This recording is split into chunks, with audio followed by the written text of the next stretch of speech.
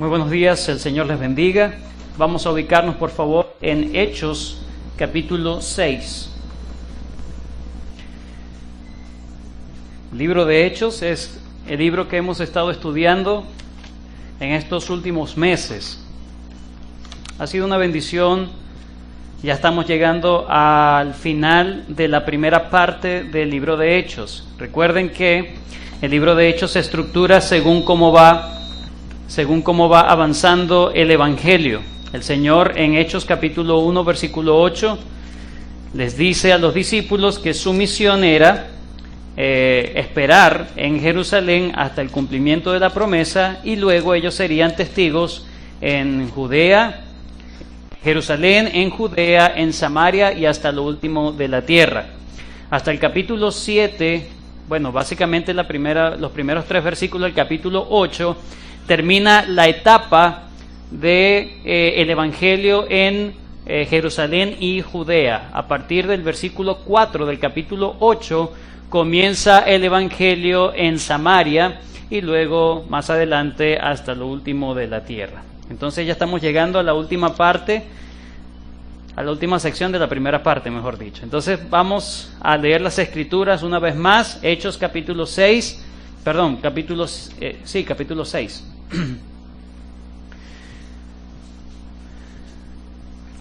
Y Esteban lleno, versículo 8, y Esteban lleno de gracia y de poder, hacía grandes prodigios y señales entre el pueblo.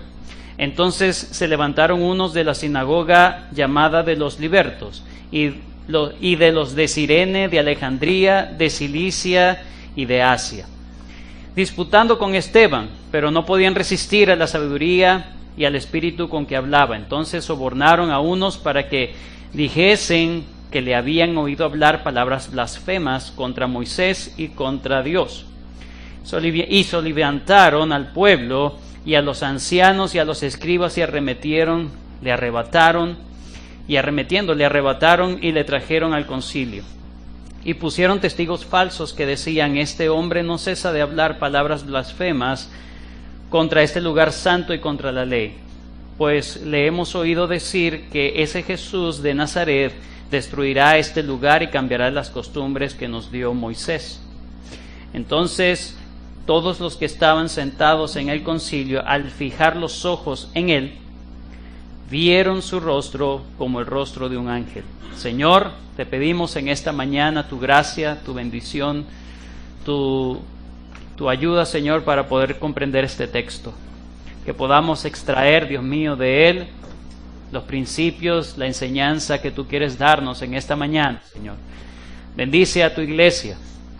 Bendice a todos los creyentes, Señor, que se congregan hoy, no solamente en este local, sino en nuestro país y en el mundo, Señor. Que tú bendigas a tu iglesia, a tu pueblo, Señor, en todas partes. Que tu Espíritu Santo nos ayude, nos ministre, nos consuele, nos fortalezca.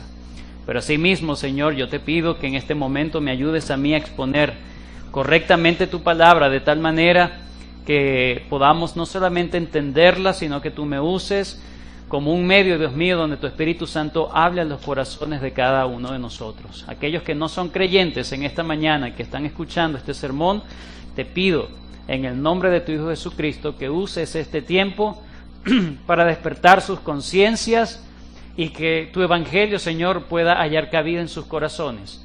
Te lo pido, sella tu palabra en nuestras vidas, en el nombre de Cristo Jesús. Amén. Hay una frase con que quiero comenzar y es del pastor Miguel Núñez. Él, en su exposición de este mismo texto, lo titula de la siguiente manera: la gracia de Dios en uno provoca celos en otros o en el otro. La gracia de Dios en uno provoca celos en el otro. Y me parece muy apropiado el título que él le dio a este sermón. Porque realmente, hermanos, cuando nos dedicamos al estudio de las Escrituras, nos damos cuenta que la palabra de Dios nos muestra un conflicto que es irreconciliable, que existe entre la luz y las tinieblas, entre lo bueno y lo malo, entre lo santo y lo profano, entre el amor y el odio, y entre la piedad y la impiedad. Ahora, ese antagonismo no es un mero conflicto o un asunto pasivo. Las Escrituras nos muestran que esa enemistad es activa. Por lo general, los malos, los impíos, los injustos, los incrédulos, son movidos por envidia para ir en contra del justo y del que está haciendo lo correcto, o que por lo menos se ve que tiene la gracia de Dios. No soportan que el otro tenga la gracia de Dios y ellos no. Por ejemplo, en Génesis capítulo 4 se nos narra acerca de los hijos de Adán y Eva, Caín y Abel.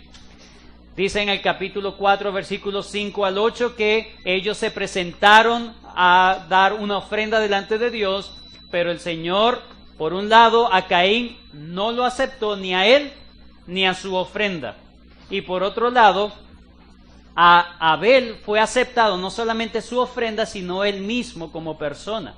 Y eso generó un odio de Caín. Dice que decayó su semblante y fue en contra de su hermano y lo mató. Tuvo un deseo de vengarse. Primera de Juan, capítulo 3, versículo 12. El apóstol Juan, comentando ese hecho, dice: no como Caín, que era del maligno. Primera de Juan 3, 12.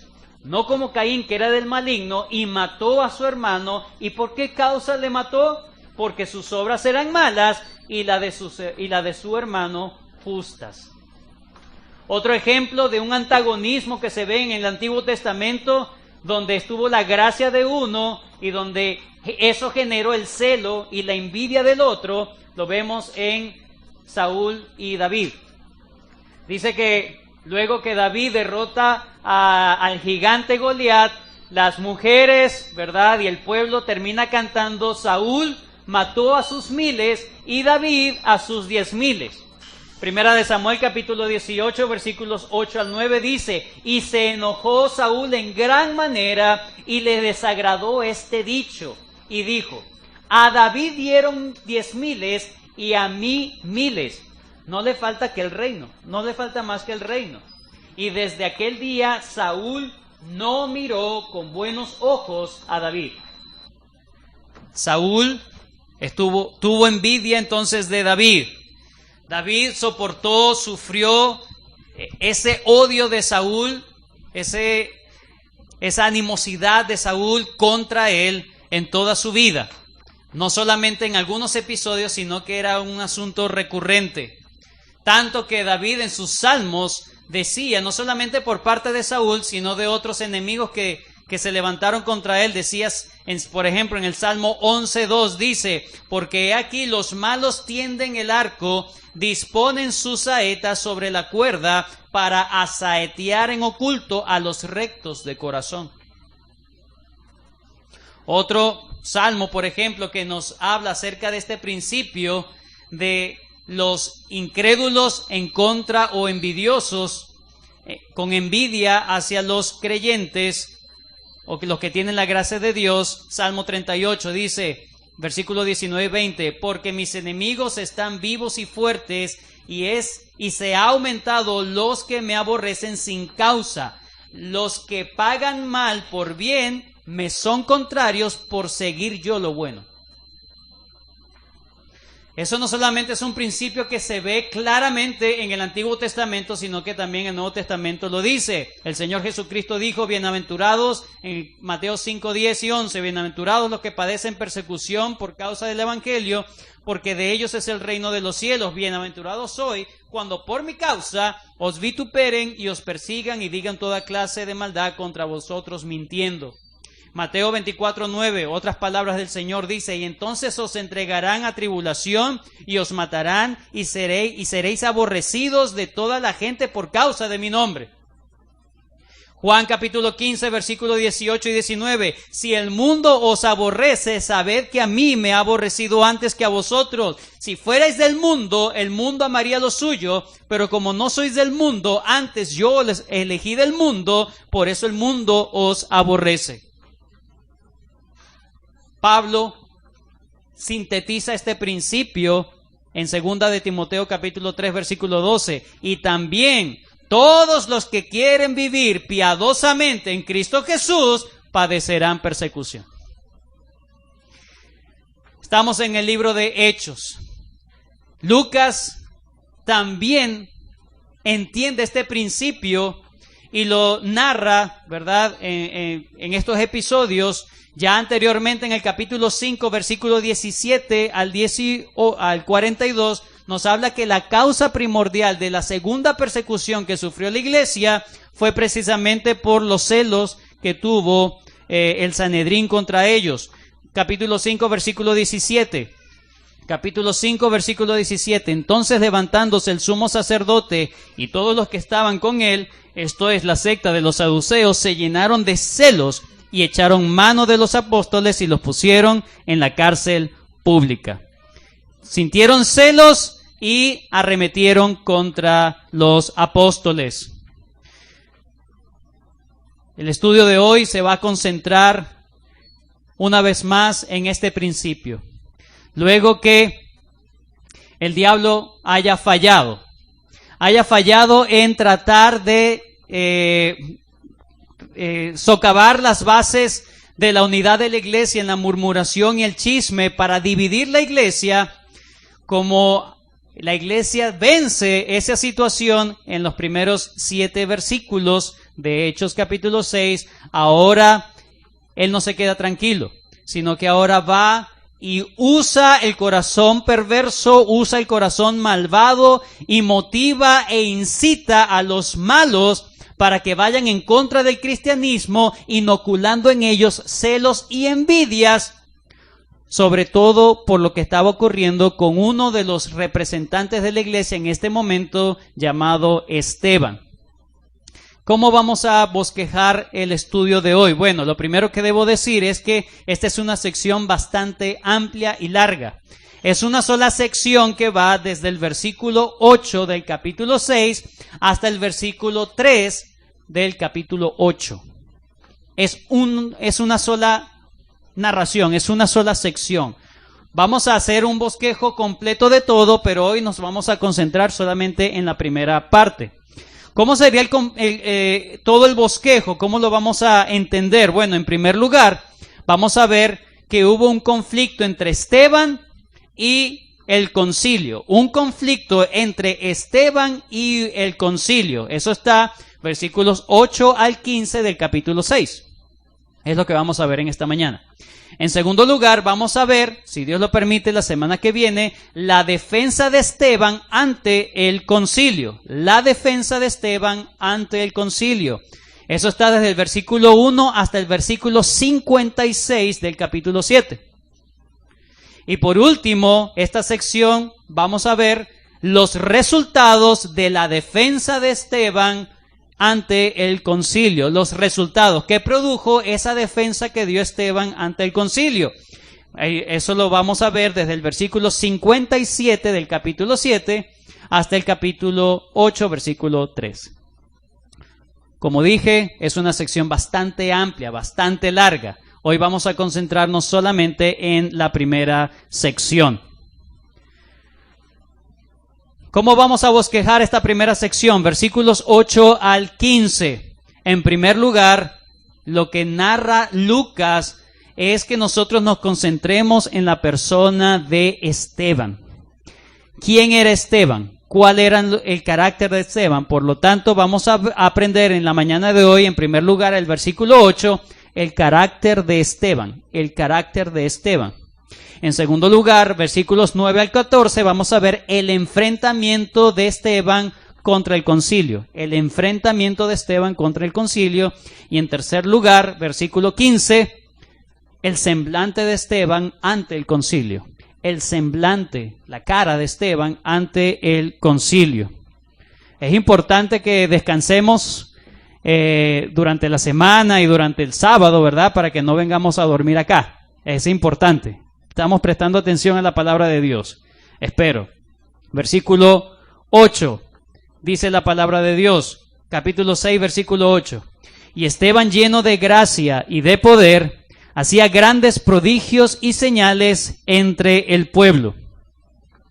Lo primero que hace Lucas es enfocarse en uno de los diáconos que fue elegido anteriormente. Recuerden cuántos diáconos fueron.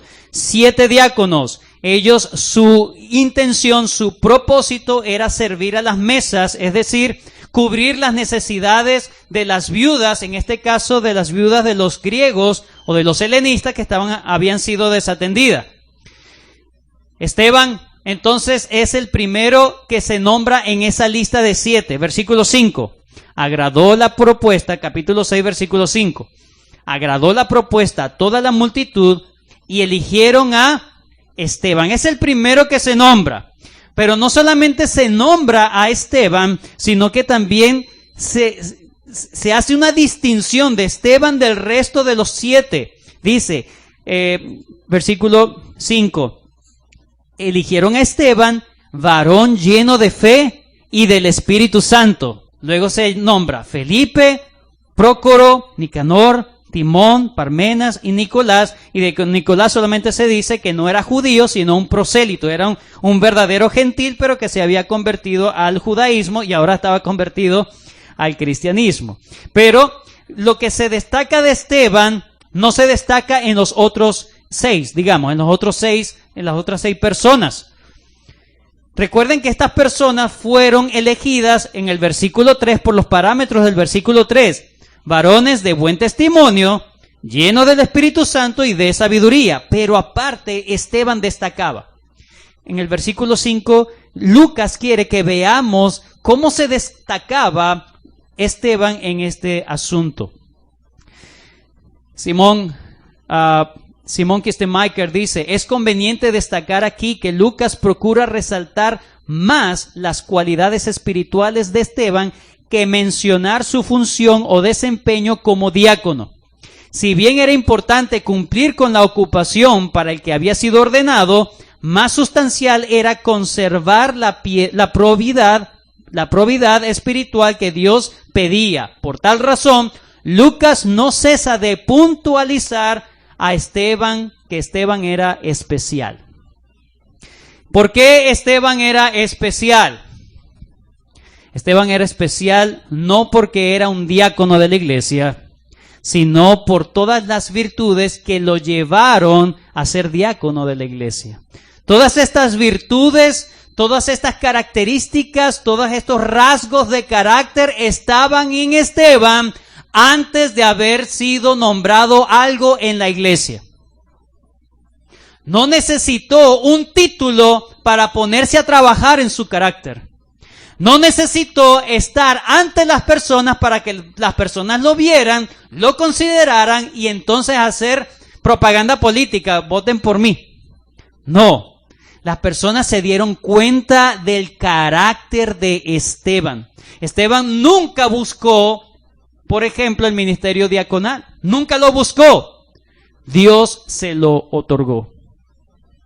Pero ¿cuáles son estos rasgos de carácter? Bueno, no solamente en el versículo 8, que es lo que nos corresponde hoy, sino que también en el versículo 5 vamos a ver estas cualidades de carácter de Esteban. ¿Por qué debemos ver el versículo 5? Bueno, porque empieza con una cláusula de conjunción, la y Esteban. Versículo 8, y Esteban. Ese y conecta a lo que estaba diciendo anteriormente. ¿Qué estaba pasando? Versículo 7.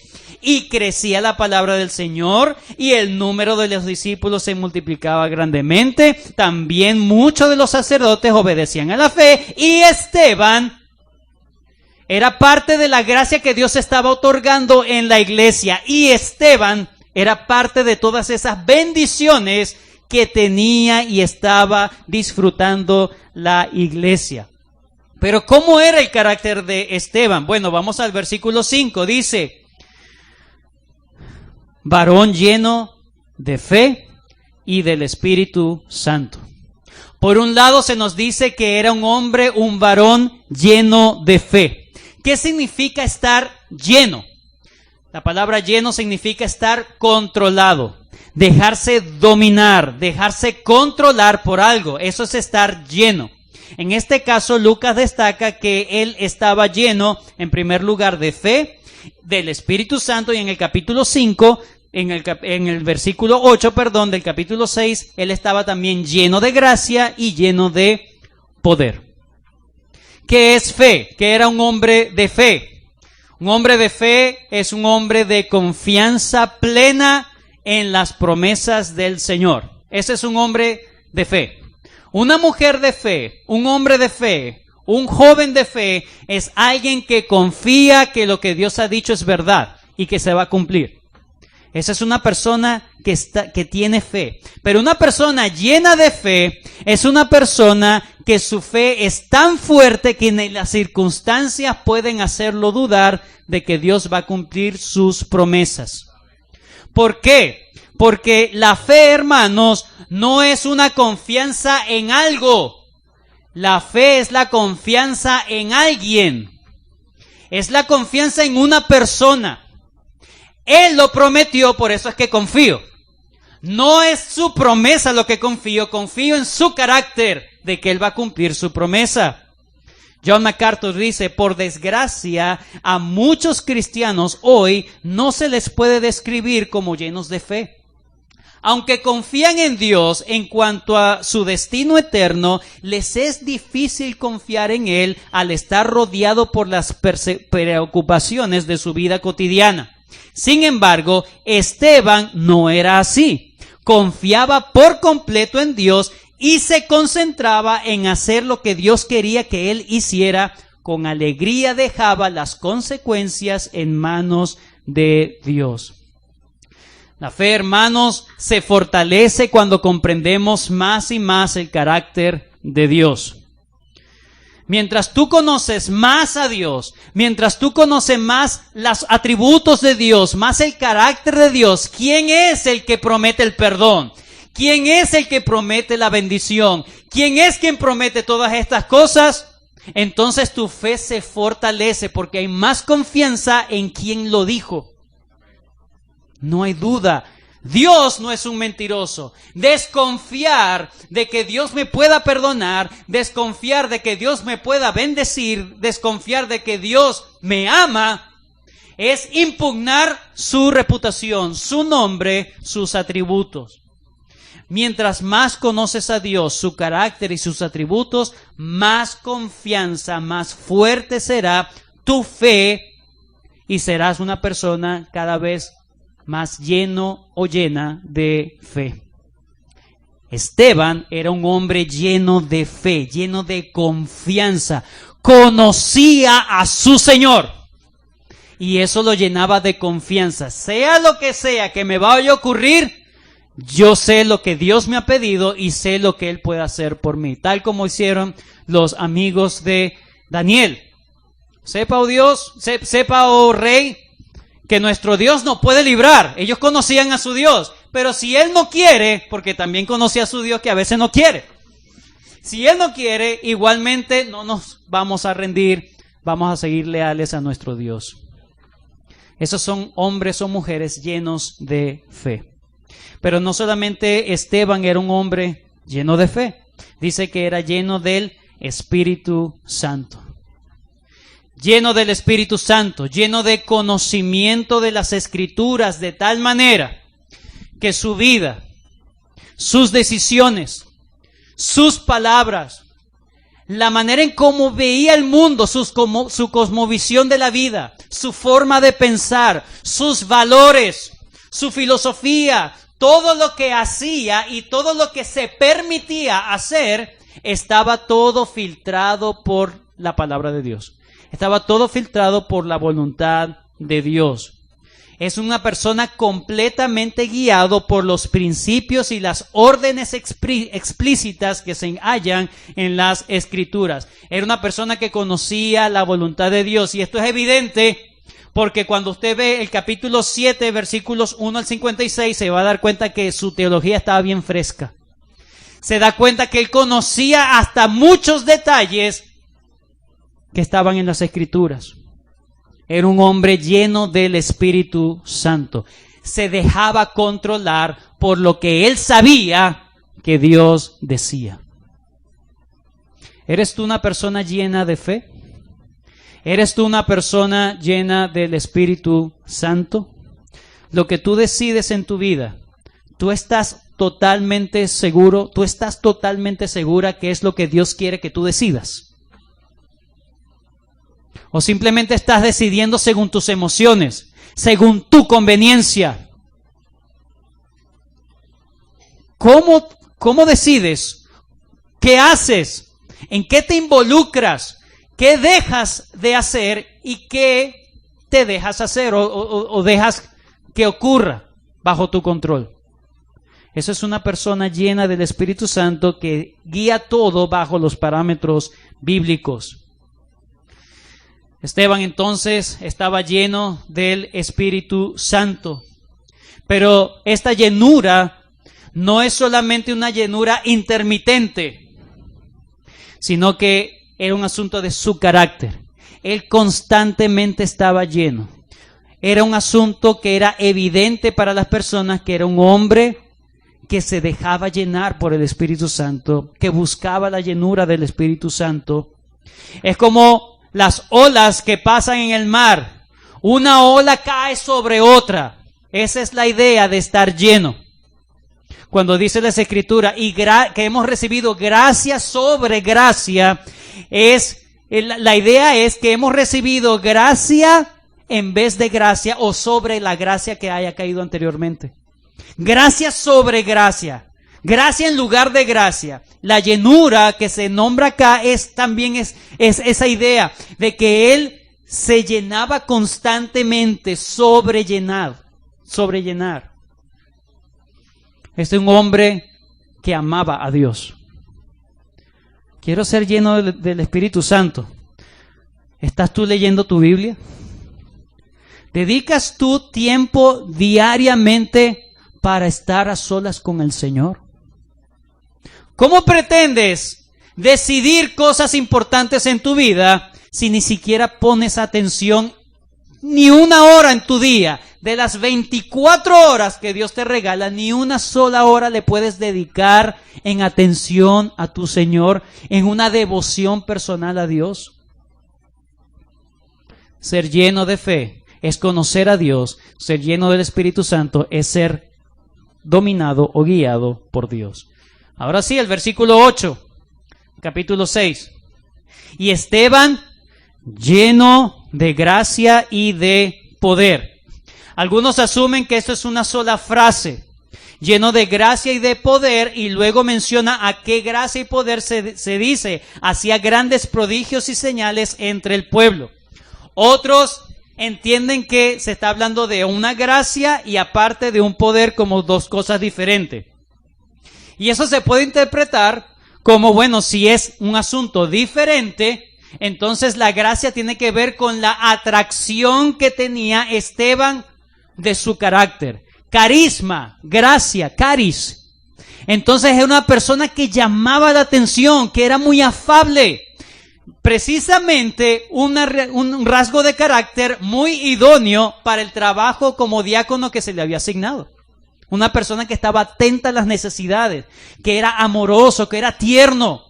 Se puede ilustrar o se puede interpretar de esa manera. Otros lo ven como una gracia y poder que se expresa en prodigios y señales entre el pueblo.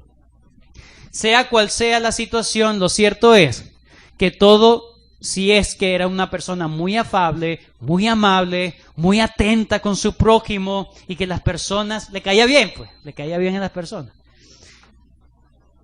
O sea que estaba hablando de esas señales y de una gracia especial que no tenían los otros diáconos y que le hacía hacer milagros y prodigios y señales. Sea cual sea la interpretación, lo cierto es que él tenía la gracia de Dios.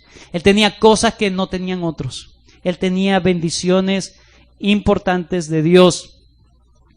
Ahora, es interesante acá que dice que él tenía gracia y poder, y ese poder hacía grandes prodigios y señales entre el pueblo. Esta misma frase, recuerden, que está muy relacionada con los apóstoles, quienes hacían señales y prodigios entre el pueblo. Lo hemos visto antes. Ahora, Esteban es una de las pocas personas que se nombran en el Nuevo Testamento, en este caso en el libro de Hechos, como alguien que hacía las mismas señales que los apóstoles. También se dice de Felipe y también se dice de Bernabé. Es decir, aparte de los apóstoles, estas señales y prodigios también eran hechos por ellos. Ahora, ¿cuál es la diferencia? ¿Cuál es la diferencia? Bueno, lo primero que debemos entender es que estas señales y prodigios, en primer lugar, se reflejaban en los apóstoles como autenticar su palabra, pero estas personas, lo que es Esteban, lo que es Felipe y Bernabé, que vamos a ver más adelante, eran personas que estaban muy ligadas a los apóstoles, muy ligadas al ministerio de los apóstoles. Estaban tan ligados a ellos que los apóstoles, lo que hacían los apóstoles y ellos lo replicaban, era como ver las señales de los apóstoles. Pero estas señales, escuche bien, estas señales que hacía Esteban no se mencionan antes de que él haya sido investido como un oficial de la iglesia. Estas señales, prodigios y señales entre el pueblo, no se menciona que Esteban hacía grandes prodigios y señales y luego fue colocado como diácono, no. Parece que luego de la imposición de manos, el Señor también le otorgó una gracia especial a Esteban y a Felipe también, para que ellos también realizaran este tipo de cosas. ¿Qué es la imposición de manos? Que no lo dije el domingo pasado y seguramente muchos, bueno, hasta mi hijo se dio cuenta. Papá, no dijiste nada del versículo 6. Dice, los cuales presentaron ante los apóstoles, quienes orando le impusieron las manos. ¿Qué es imponer las manos allí? Bueno, es el mismo acto que hizo Moisés con Josué, cuando le impuso las manos en señal de autoridad ante las demás personas. Recuerden que imponer las manos significa un acto de sustitución. ¿Qué hacían los sacerdotes en el día de la expiación? Colocaban sus manos sobre el macho cabrío y el macho cabrío era el sustituto entonces de él, ¿cierto? Lo mismo ocurría con las personas que iban a sacrificar un sacrificio de expiación. Ellos debían confesar sus pecados colocando sus manos sobre el sacrificio, confesando sus pecados, y ese sacrificio estaba sustituyéndolos a él. En este caso, la imposición de manos de Moisés sobre Josué, Números 27, 18, puede leerlo más tarde. Usted se va a dar cuenta que es un momento donde él va a ser mi sucesor. Él va a tener la misma autoridad que yo. Eso es la imposición de manos. Por lo tanto, cuando dice que les impusieron las manos, le estaban otorgando una autoridad a los diáconos, ¿verdad? Una autoridad delegada por los apóstoles. Y aparentemente Dios quería que esa autoridad, en el caso de Esteban, también fuera congruente con los prodigios y señales. Hay algo importante. Eso no convirtió a Esteban en un apóstol. Eso no convirtió, no vemos ahora el apóstol Esteban porque fue impuesto por otro apóstol. No. Aquí vemos que los apóstoles impusieron las manos, pero no convirtieron en este caso a Esteban y a Felipe como otros apóstoles, sino como diáconos. Por lo tanto, no existe la tal sucesión apostólica. En pocas palabras, lo que tenía Esteban en común con los apóstoles eran estos prodigios y señales. Pero es porque él estaba muy estrecho, estaba vinculado, relacionado estrechamente con los apóstoles. Esto no hizo que Esteban heredara el apostolado, sino que simplemente Lucas está describiendo lo que ocurrió, no está diciendo lo que debe ocurrir. Él está narrando, él no está interpretando, él está narrando lo que sucedió nada más. Eso fue lo que pasó en Esteban, un hombre lleno de fe, del Espíritu Santo, lleno de gracia y lleno de poder, incluso podía representar a los propios apóstoles. Segundo, número 2. Versículos 9 al 14, no lo voy a leer, solamente vamos a ir explicando. Versículos 9 al 14 del capítulo 6. la controversia de Esteban con el concilio. Dice, entonces se levantaron. Entonces se levantaron. Es la misma palabra de Hechos capítulo 5, versículo 17. Entonces levantándose el sumo sacerdote. Cuando se levantaron no es que estaban acostados ni que estaban sentados. Simplemente se decidieron a poner freno. Se decidieron, vamos a actuar. Se levantaron entonces contra Esteban. Dice, ¿quiénes se levantaron? Unos de la sinagoga llamada de los libertos, de los de Cirene, de Alejandría, de Cilicia, de Asia, disputando con Esteban. Esteban llamó tanto la atención de las otras sinagogas que todos se colocaron, todos se pusieron de acuerdo para hacer un debate público con Esteban. Para hacer un debate con Esteban. ¿Quiénes se levantaron? Representantes de la sinagoga de los libertos, de la sinagoga de los de Cirene y de Alejandría y de la sinagoga de Cilicia y Asia. ¿Quiénes eran la sinagoga de los libertos? Bueno, los libertos eran unos judíos que en el año 63 antes de Cristo fueron llevados cautivos y esclavizados por Pompeyo, el emperador Pompeyo, en el 63 antes de Cristo. Pero ya a esta altura de la historia, los hijos de ellos habían adquirido su emancipación y regresaron a Jerusalén e hicieron una sinagoga. Por lo tanto, estamos hablando de judíos helénicos, judíos romanos, ¿sí? Ya estaban allí entonces en Jerusalén. Vemos otra sinagoga o representantes de otra sinagoga, en este caso provenientes de África, Cirene y Alejandría. En Alejandría se cuenta que estaba la biblioteca más grande del mundo de aquel momento. Eran personas intelectuales, eran personas eruditas. Eso está al norte de África, tanto Cirene como Alejandría. Pero también estaba otra sinagoga de los de la provincia romana de Asia Menor llamada Cilicia y Asia. Una de las ciudades importantes de Cilicia era Tarso. ¿A qué le recuerda la palabra Tarso, la ciudad de Tarso? Saulo de Tarso. De hecho, aparentemente Saulo estaba en ese confrontamiento, en esa disputa o en esa discusión teológica. Versículo 58, del capítulo 7, versículo 58 del capítulo 7. Luego que Esteban ha dado defensa de su fe, ellos se encolerizan, ¿verdad? Versículo 57, entonces ellos dando grandes voces se taparon los oídos y arremetieron a una contra él, contra Esteban. Y echándole fuera de la ciudad le apedraron y los testigos pusieron su ropa a los pies de un joven que se llamaba Saulo. Este joven llamado Saulo es el mismo Pablo, Saulo de Tarso.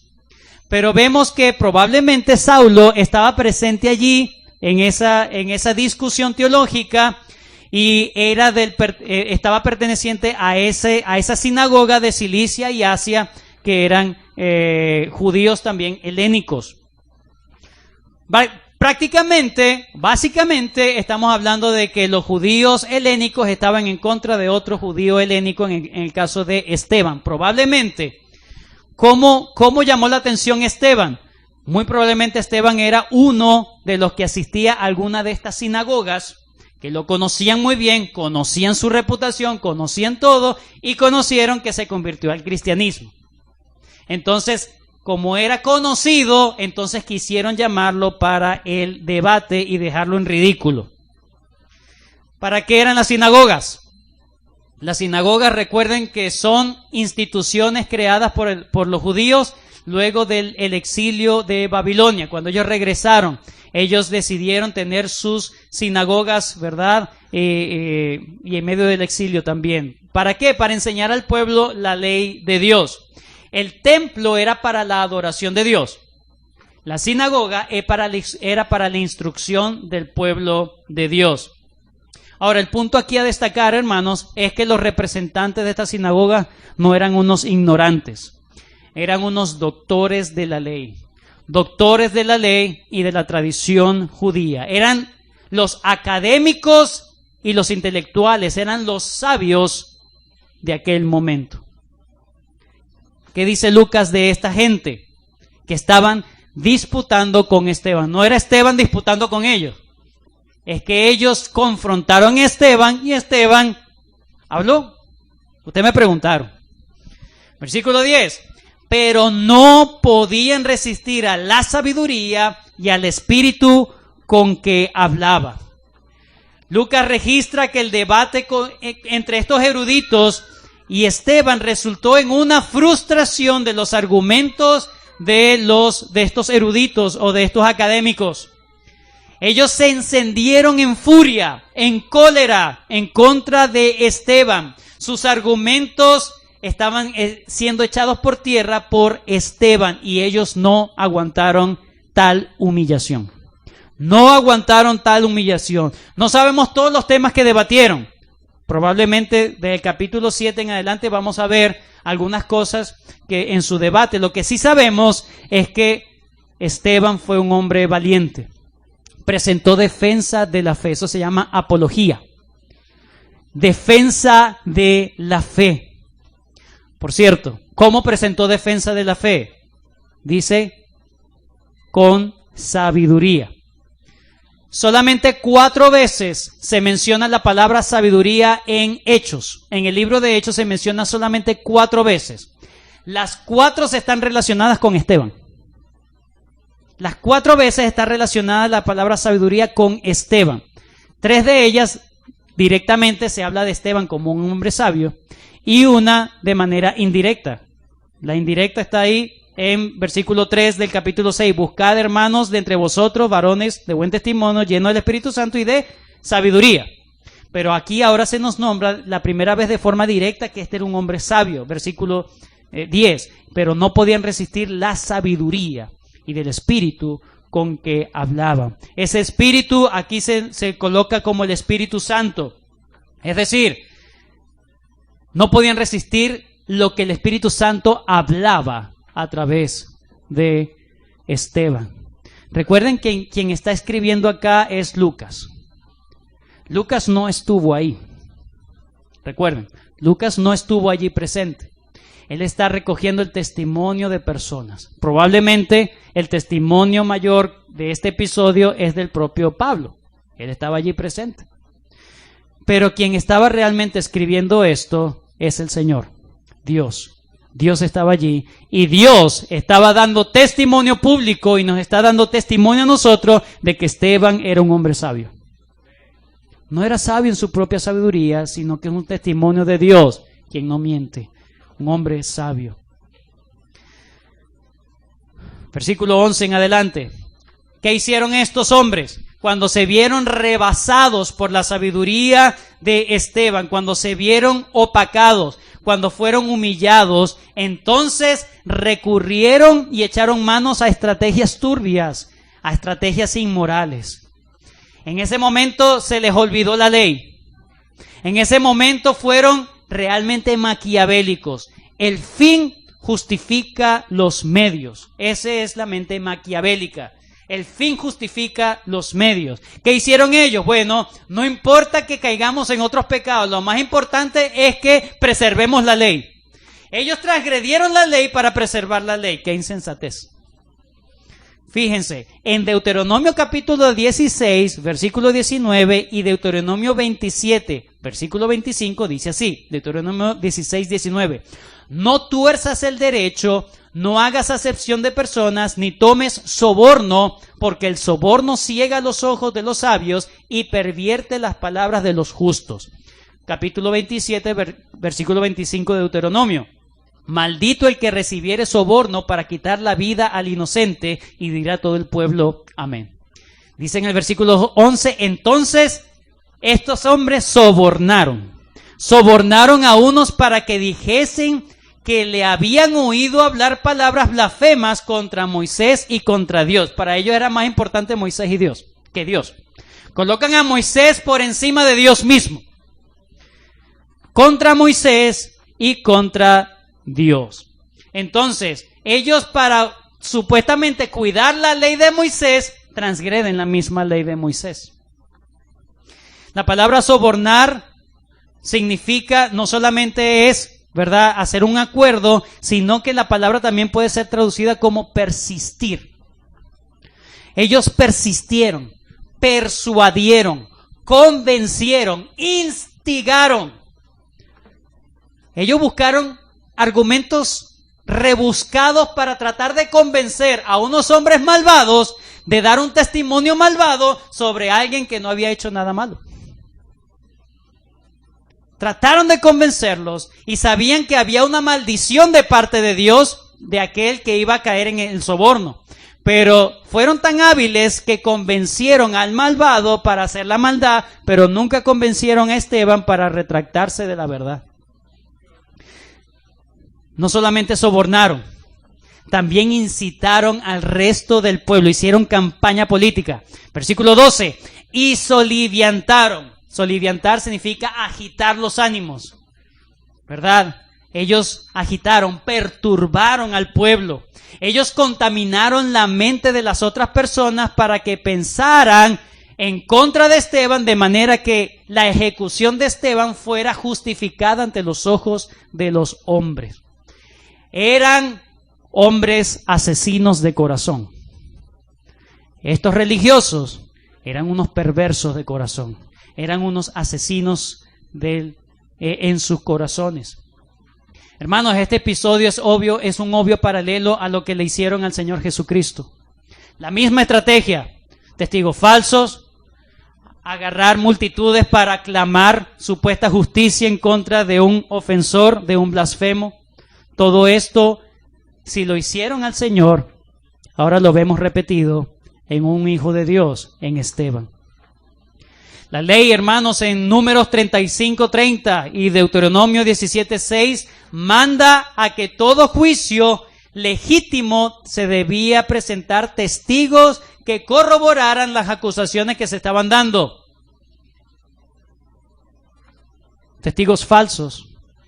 Era un juicio falso, era un juicio viciado, era un juicio injusto, era una ejecución injusta. Todo estaba llevado por la mentira, por la calumnia, por el engaño. Versículo 13, y pusieron testigos falsos que decían, este hombre no cesa de hablar palabras blasfemas en contra de este lugar santo, en contra de la ley. Se les olvidó Dios. Pues le hemos oído decir que a ese Jesús de Nazaret desprecio al Señor. A ese Jesús de Nazaret, ¿qué cosa buena puede salir de Nazaret? Ese Jesús de Nazaret destruirá este lugar y cambiará las costumbres que nos dio Moisés. Moisés. Eran religiosos, tradicionalistas. Hermanos, la razón de todo este asunto no era una lucha por la verdad. La razón era una venganza por el orgullo herido. Una venganza personal. Una venganza porque su ego había sido aplastado por la verdad y el espíritu con que hablaba Esteban. Podemos también decir que ese espíritu era un espíritu de valentía, un espíritu que no se reservaba palabras, sino que era totalmente directo con todo lo que iba a decir. Vemos aquí entonces a los hijos del diablo, con engaño, con mentira. Ellos mismos se creyeron la mentira que ellos inventaron. Sí, él dijo eso.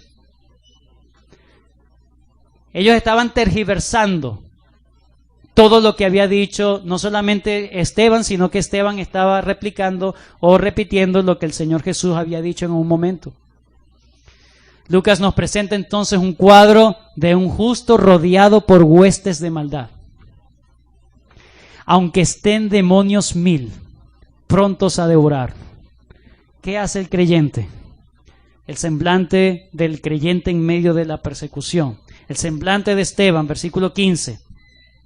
Entonces todos los que estaban sentados en el concilio, al fijar los ojos en él. Lo primero que hace Lucas es decir la intención que tenían estas gentes contra Esteban. Fijaron sus ojos en él. Estaban tan airados, estaban tenían tanto odio en su corazón que fijaron su atención en su presa. Tal depredador.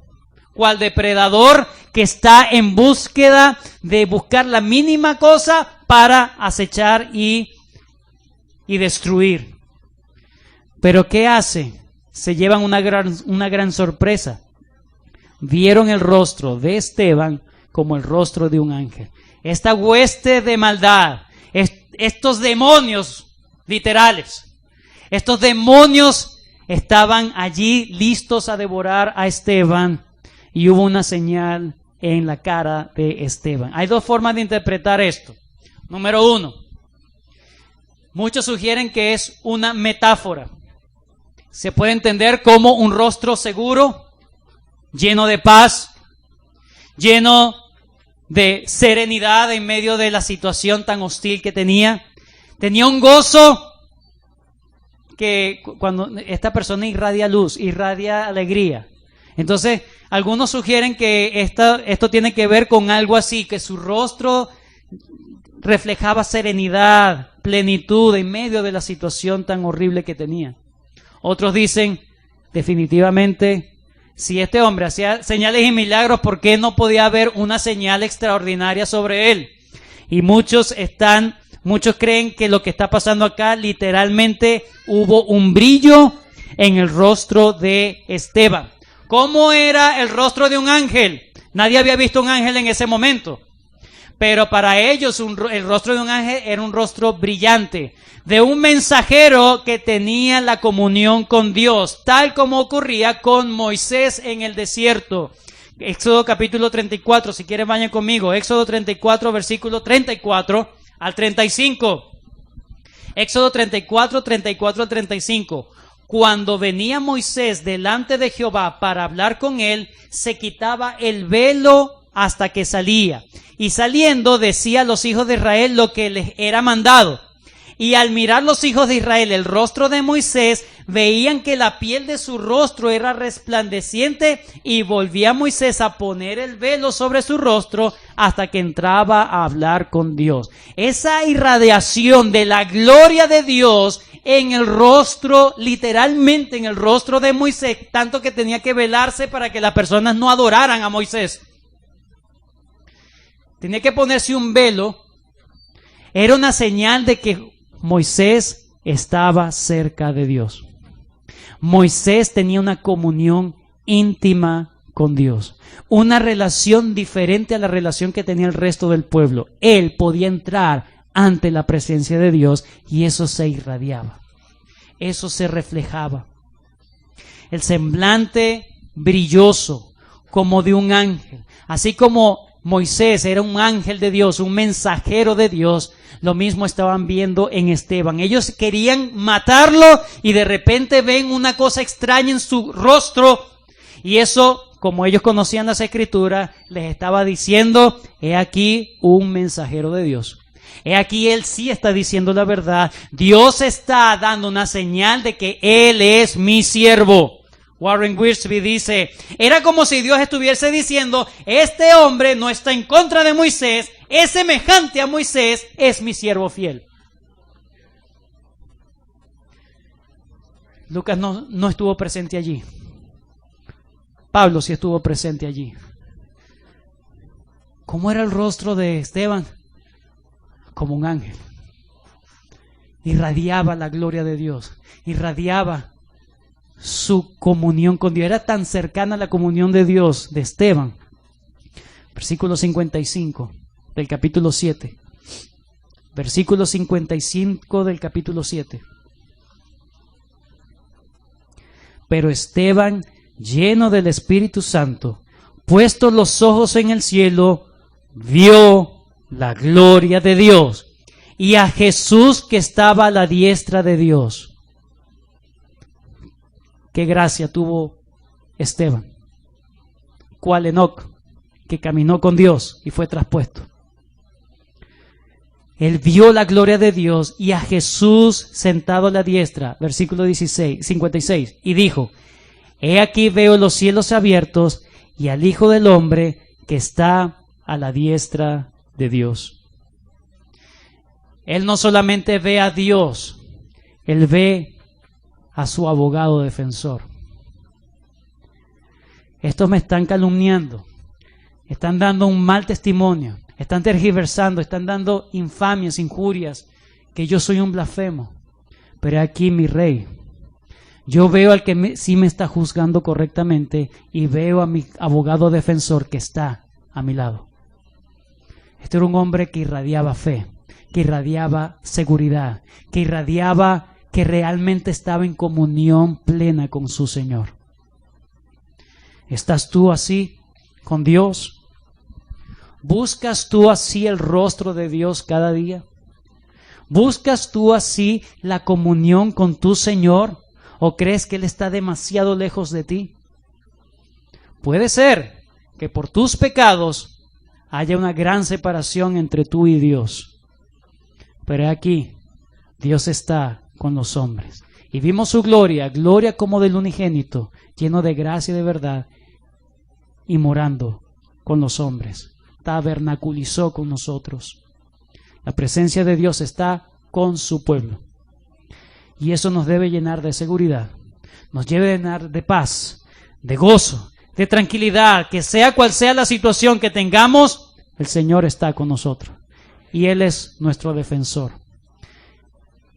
Pero si no tenemos comunión con el Señor, no tendremos seguridad si Él está a favor o está peleando, está en contra de nosotros. Que el Señor nos ayude.